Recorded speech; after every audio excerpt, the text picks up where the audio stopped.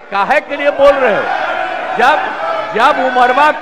जब उम्र तुम्हारा कम था, तुम्हारे पिताजी 7 साल मंत्री, तुम्हारी माता 7 मंत्री रही, वही विदेशी के वोट से नरेंद्र मोदी प्रधानमंत्री बन गए।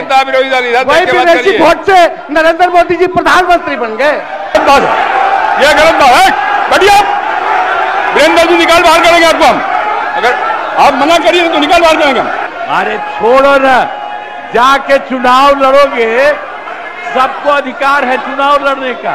अरे भाई जानते हो बच्चा न हो, अरे तुम तो बहुत बच्चे न थे। आपको हम धन्यवाद देते हैं कि आपने जो है समय हमको दिया है अपने पक्ष को रखने का।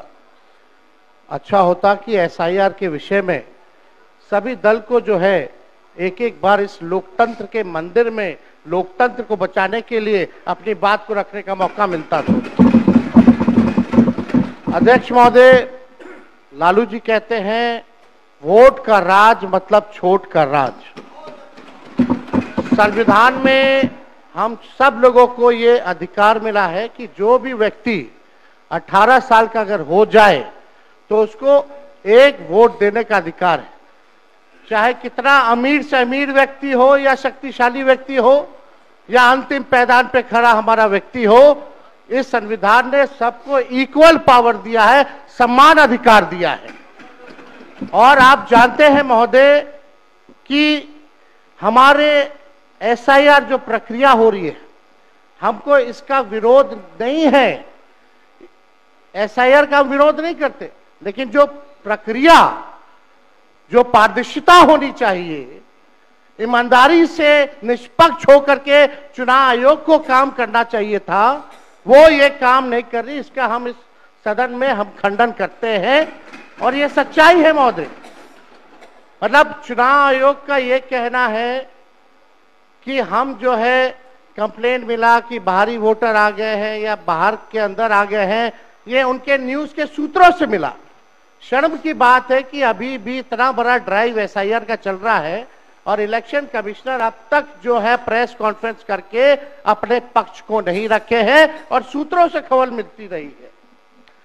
2003 में ये ड्राइव हुआ था महोदय, जब अटल जी की सरकार थी, उस समय 1 से 2 साल लगा था इसको करने में, और अब ये जाकर के हो रहा है। यानी इन बीच में 2025 और 2003 के बीच में कई चुनाव हो गए। यानी हम मान लें कि नीतीश कुमार जी मुख्यमंत्री बने हैं तो वो फर्जी मुख्यमंत्री बने हुए हैं। अगर नीतीश मोदी जी का चुनाव हुआ तो वो फर्जी मुख्यमंत्री बने हुए, या हम जितने विधायक हम भी चुन करके आए हैं तो वो फर्जी वोटर से आए हैं। तो इसका माने क्या है महोदय? ये सवाल ज्यादा हम समय नहीं लेंगे महोदय। 4 चीजों को लेकर के हम लोगों ने सवाल जो है पूछा था। एक समय को लेकर के, अगर आपको कराना ही था तो फरवरी में एक नया लिस्ट आया था वोटर लिस्ट का। अगर आपको इतना ही कराना था, इतना ही कंप्लेंट था, तो आप लोकसभा के चुनाव के बाद आप प्रक्रिया शुरू कर देते। समय जो है लोगों के पास था, वो भी इस समय जब मानसून का समय है और हम लोग भी देख रहे कि कितने घर बीएलए लोग जा रहे हैं। खुद ही कई डॉक्यूमेंट्री हम लोगों ने वीडियोस देखे, कई निष्पक्ष ईमानदार पत्रकारों का हम लोगों ने वीडियो देखा है कि बीएलओ जो है खुद ही फॉर्म अंगूठा मार करके साइन करके अपलोड कर रहा है। और इसमें महोदय इलेक्शन कमीशन ने डॉक्यूमेंट मांगे, 11 ऐसे डॉक्यूमेंट मांगे।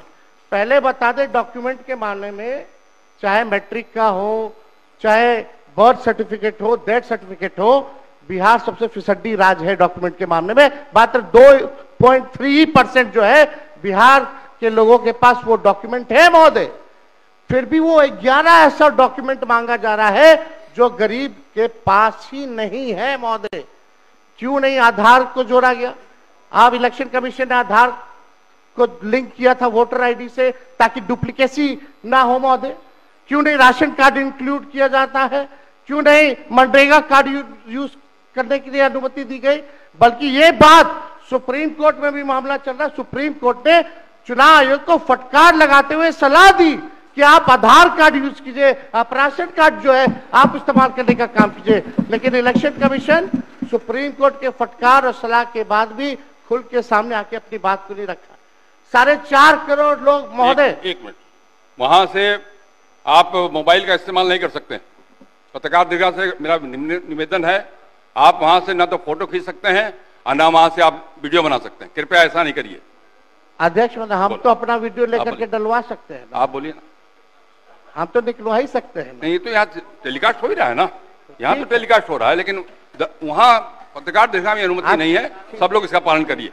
बोलिए। तो अध्यक्ष महोदय, पहली बात की डॉक्यूमेंट को लेकर सवाल है। 11 ऐसे डॉक्यूमेंट जो गरीब के पास नहीं है, कहां से हो जाएगा? डॉक्यूमेंट बनाएगा 25 दिन के अंदर? अब तो समय भी खत्म हो गया। कहां से? 4.5 करोड़ लोग, बिहार के लोग जो है बाहर पलायन करते हैं। राज्यसभा में ये हमारे सांसद द्वारा सवाल पूछा गया, लेबर मिनिस्ट्री जवाब देती है कि लगभग 3 करोड़ बिहारी रजिस्टर्ड है लेबर जो बाहर रहते हैं। तो नॉन रजिस्टर्ड को आप मिला ले तो 4.5 करोड़ जो बिहार के लोग जो है वो बाहर रहते हैं। कुछ काम के लिए जाते हैं, कुछ छोटी अवधि के लिए जाते हैं, कुछ लंबे अवधि के लिए जाते हैं, लेकिन वोट देने वो बिहारी आते हैं महोदय। अब डर है कि उन लोगों का भी जो है वोटर लिस्ट से नाम जो है महोदय कट जाएगा। और चुनाव आयोग कौन होता है नागरिकता साबित करने वाला? ये काम भारत सरकार और गृह मंत्रालय का काम है। चुनाव आयोग का काम है निष्पक्ष चुनाव कराना। कहीं कोई कानून में अगर लिखा हो कि नागरिकता की बात है। यहाँ 2 उप मुख्यमंत्री बैठे, दोनों उप मुख्यमंत्री सूत्र के हवाले से बयानबाजी शुरू कर दिए कि बांग्लादेशी आ गया, नेपाली आ गया, म्यांमार का आ गया। कल परसों ही सुन तो लो भैया, पर एक मिनट अध्यक्ष महोदय, सूत्र को क्या कहते हैं और सूत्र पर ही तो ये सारी बात कर रहे हैं। नहीं, सूत्र पर बैठो ना भाई, ये जनता को भरमाने का खेल बंद करें। नहीं अध्यक्ष महोदय, ये बरगला रहे हैं बिहार की जनता को, सिंडी बनाने वाले हैं। आप सूत्र के आधार पर ही क्या क्या सब गंभीर विषय पर चर्चा चल रही है। बिहार को लज्जित करते हैं। चुनाव आयोग का आप बैठिए। बहुत हल्कापन आप दिखाते हैं। आप लोग क्यों नेता विरोध को कमजोर समझते हैं कि खड़े हो जाते हैं उनके पक्ष में? अध्यक्ष महोदय, बोलने दीजिए। सुप्रीम कोर्ट, एक मिनट, सुप्रीम को एक मिनट, अपने पार्टी के नेता की बात भी नहीं सुनना चाहते हैं आप ही लोग शोर कर रहे हैं। बिना अध्ययन करके आते ये तो दिक्कत बोलिए। है। सुप्रीम कोर्ट में मामला अध्यक्ष महोदय चल रहा है और कल ही चुनाव आयोग ने एफिडेविट, चुनाव आयोग में हलफनामा दिया है 780 पेजों का। उस 780 पेज में कोई विदेशी, नेपाली, बांग्लादेशी, म्यांमार, घुसपैठिए का कहीं भी जिक्र नहीं है, कहीं भी जिक्र नहीं है। तो आप जब इलेक्शन कमीशन नहीं मान रहा है, जब इलेक्शन कमीशन नहीं मान रहा है कि कोई घुसपैठिया नहीं है, कोई भी, अरे भाई सुन लो ना, आप अपनी बात कहिए ना, अपनी बात कहिए। कोई बाहर, वही विदेशी के वोट से नरेंद्र मोदी प्रधानमंत्री बन गए, वही विदेशी वोट से नरेंद्र मोदी जी प्रधानमंत्री बन गए। अब तू चुनाव जीत गए। नेता विरोधी दल इधर देख के बात करिए ना, इधर देख के बोलिए। इधर देख के, उधर क्यों देखते हैं आप? इधर देखो यार, इधर क्या देखो। बैठिए प्रेम जी, बैठे मत बोलिए, बैठ जाइए। आप भी बैठे मत बोलिए। फरवरी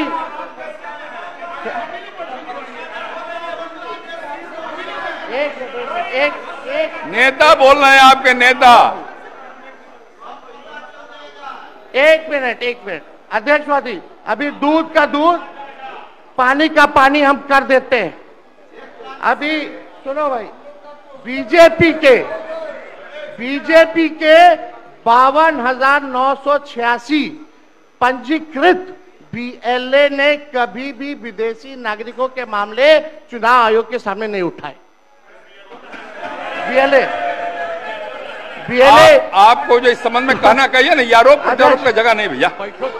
ये विषय वैसा नहीं कि इसमें आरोप प्रत्यारोप किया जाए। अब बात ये है कि आज का दिन पहले क्या है, सब लोगों को अपना अपना जो देता है तो उसी को ना सुनने का समय है। तो सुनो, अरे सुनो ना, पहले तो थे ना।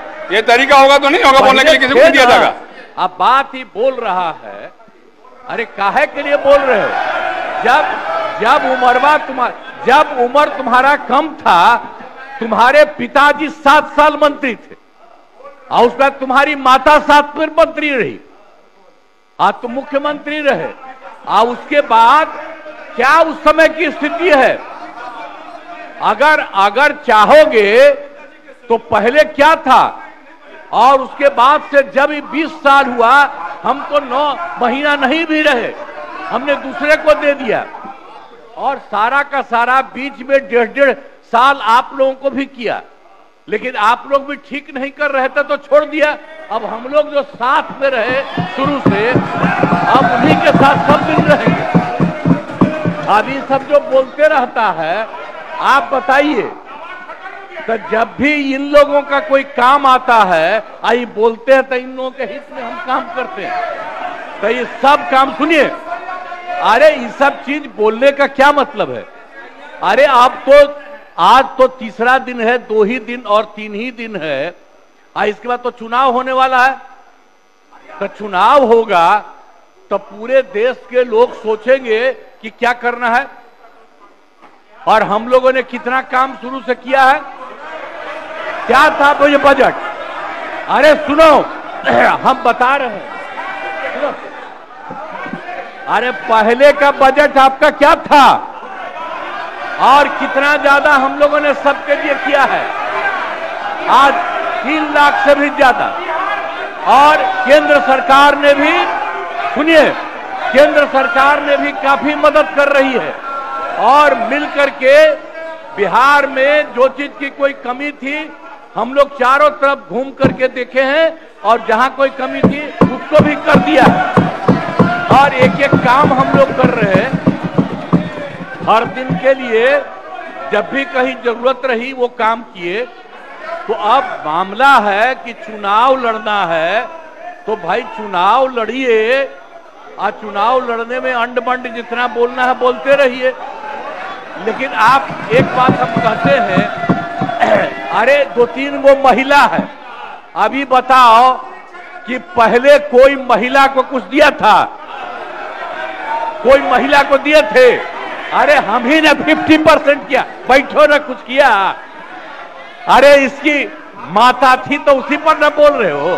क्या है, हम लोगों ने जितना ज्यादा महिलाओं के लिए भी किया, 50% शुरू किया 6 से ही, 2006 से ही, और कितना ज्यादा महिलाओं के लिए किया। और उसके बाद आप लोग मुस्लिम के लिए क्या किए? कुछ नहीं किए, और उनके लिए भी सारा काम हम लोगों ने कर दिया। तो सारे लोगों के लिए हम लोगों ने शुरू से काम किया। और बीच में थे तो कितना ज्यादा पढ़ाई कर रहे थे। अब उसके बाद मान लीजिए नहीं कुछ किए, देखा इधर उधर नहीं थे तो छोड़ दिया। अब सुनिए, अरे छोड़ो ना, जाके चुनाव लड़ोगे, सबको अधिकार है चुनाव लड़ने का।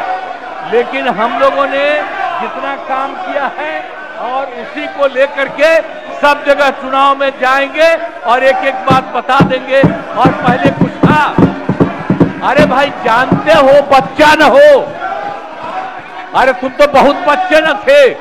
अब जानते हो पटना शहर में भी शाम में कोई निकलता था, कोई शाम में घर से बाहर जाता था, कहीं जाने का रास्ता है। ये जितने पत्रकार हैं इन लोगों को भी हम कहेंगे कि पहले क्या बुरा हाल था और 6 से हम लोगों ने जो काम किया, ये दोनों चीजों को याद रखिए। हम कहेंगे अब क्या जरूरत है, अरे अपना अरे हाउस में ये हाउस है, अब फिर जो चुनाव होगा तो सब हाउसे में जो रहेगा। अब जो भी देश की जनता जिसको भी जिताएगी, जो भी होगा। तो इसीलिए इन दिनों इतना ज्यादा आप लोगों को बेमतलब का नहीं करना चाहिए। संजय जी बैठिए। कहेंगे कि भाई अभी जो आपका है, हर किसी से जिनका जो चुनाव है कराइए वही चीज। हम तो यही कहेंगे, अब अननेसेसरी कोई करने की कोई जरूरत नहीं। शांति बनाए रखिए, शांति बनाए रखिए। संक्षेप में एक मिनट नेता विरोध संक्षेप में अपनी बात। अध्यक्ष महोदय, और मेरा एक आग्रह आपसे है, मेरा आग्रह है कि जिस विषय को आपने उठाया है उस विषय में जो जो खामियां है उसका आप जरूर जिक्र करिए, उसमें कोई आपत्ति की बात नहीं है। आरोप प्रत्यारोप में न जाए। बोलिए माननीय अध्यक्ष, बैठिए बैठिए। माननीय अध्यक्ष महोदय, और आपके कहने पर मैंने सभी दलों के नेताओं को बोलने के लिए सोचा है, इसलिए आप थोड़ा संक्षेप करेंगे तो बाकी लोगों को मौका मिल पाएगा। नहीं, आपकी बहुत कृपा महोदय। बोलने दीजिए ना,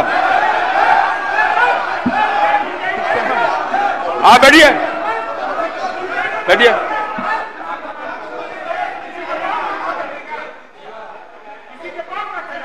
वीरेंद्र जी सुना मेरी आप, नहीं ये गलत बात है, ये गलत बात है। बैठिए आप।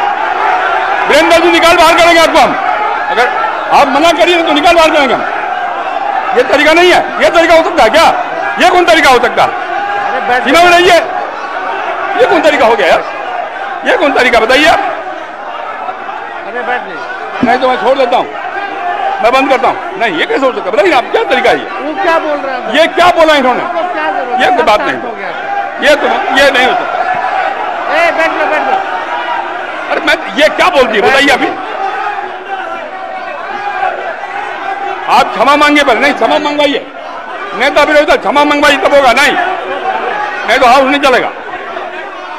आप क्षमा मंगवाइए पर नहीं, ये शब्द नहीं चलेगा। नहीं, क्षमा मंगवाइए। आप खेद प्रकट करवाइए नेता विरोधी दल। अब बैठिए बैठिए बैठिए। नेता विरोधी दल मेरा एक आग्रह होगा, नेता बैठ जाइए, बैठिए पहले, बैठिए ना, बैठिए आप पहले बैठिए, और पहले बैठिए ना, आप बैठिए, आप पहले बैठिए पहले बैठिए ना, आप बैठिएगा तब ना बैठिए। नेता विरोधी दल मेरा एक आग्रह होगा, खेद प्रकट करिए, कोई अपमान नहीं होगा खेद प्रकट करने में। मैं आपको बोलने का अवसर दे रहा हूँ। आप एक बात समझिए अध्यक्ष महोदय, उनको कहिए खेद प्रकट करने। आपकी अनुमति से हम बोल रहे थे, कौन होते हैं बोलने वाले? नहीं, उनके सब पर ये सारा हंगामा सब पर आपको सलाह दे रहे हैं। आप कहिए खेद प्रकट करें।